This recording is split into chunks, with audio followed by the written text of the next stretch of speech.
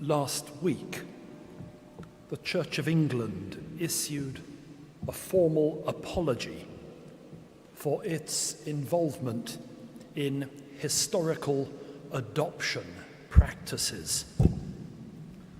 The Archbishop of Canterbury spoke of the pain, trauma, and stigma inflicted by many Anglican-affiliated mother and baby homes in the mid-20th century. Tens of thousands of unmarried mothers and their babies lived in these. Poorly furnished, offering little privacy and inadequate sanitation, they operated in a social context dominated by patriarchal notions of family and of women's sexual purity. Too often, they afforded vulnerable mothers little dignity and little support for making independent choices about their babies and their futures. The report, which has informed the apology, ends with a quote. It is from a woman adopting a baby girl. She is told that the baby's dress was a parting gift from her birth mother. I looked at the little white dress with its blue smocking, she says, and I realized with a pang that this spelt heartbreak. But I was not privileged to understand quite how much heartbreak.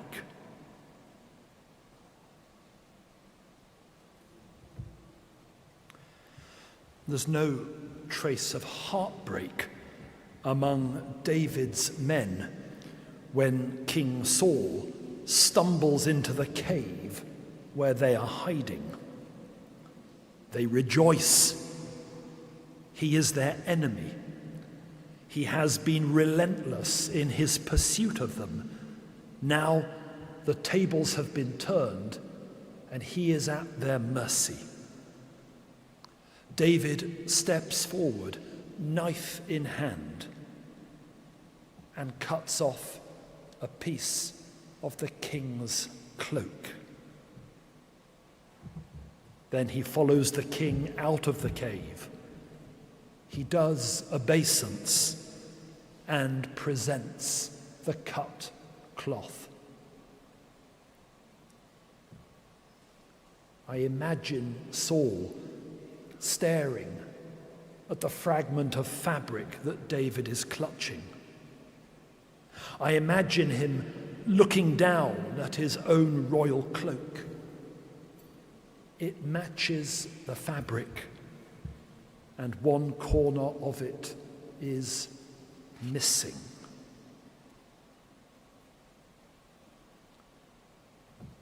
When we describe two people, or two works of art, or two institutions as cut from the same cloth, we mean that they have much in common. Comparable backgrounds, outlooks, tastes, values, and opinions.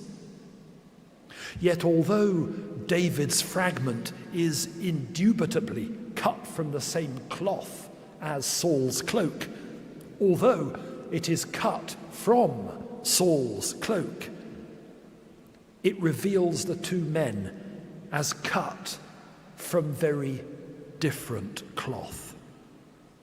Saul has defended his crown, his authority, and his popularity by driving David into the wilderness and seeking to take his life.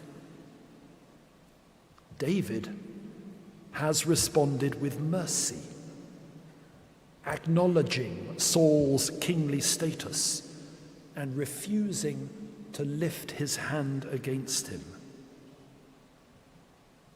Standing in the road outside the cave, his cloak ruined, but his life secure, this truth dawns upon Saul.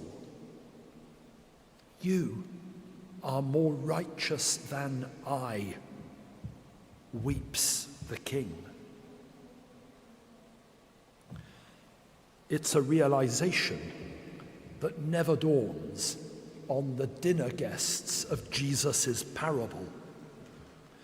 They believe that they are indeed cut from the same cloth as their host, or quite possibly from slightly superior cloth. So they issue their excuses for their ingratitude: a land purchase here, a livestock purchase there. Their host is one of them. There are pressing financial matters to which they must attend.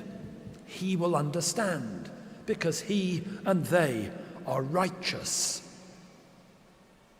And their places are taken by the poor, the crippled, the blind and the lame, by people swept up from the roads and the lanes, by people cut from a very different cloth. But perhaps they are not, for they recognize their host's generosity and the lengths to which he has gone. They acknowledge the value of hospitality, and they appreciate the importance of thankfulness. In the righteous flood, decked out in cloth that is doubtless tattered and tasteless, but filling the tables and overflowing with joy.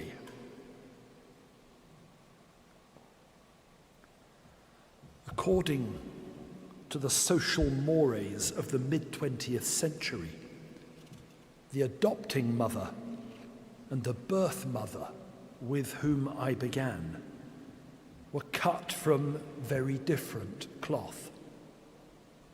In the common parlance of the day, for which the Church has at last apologized, the latter was probably called a fallen woman, sent away in disgrace to give birth to her baby at a safe distance from respectable society.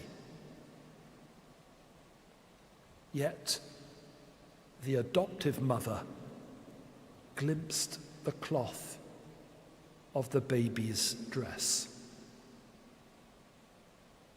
her birth mother's parting gift, and she recognized in an instant that it spelt heartbreak. It spoke of a grieving mother's love for a child from whom she did not wish to be parted. Perhaps the two women were cut from the same cloth after all.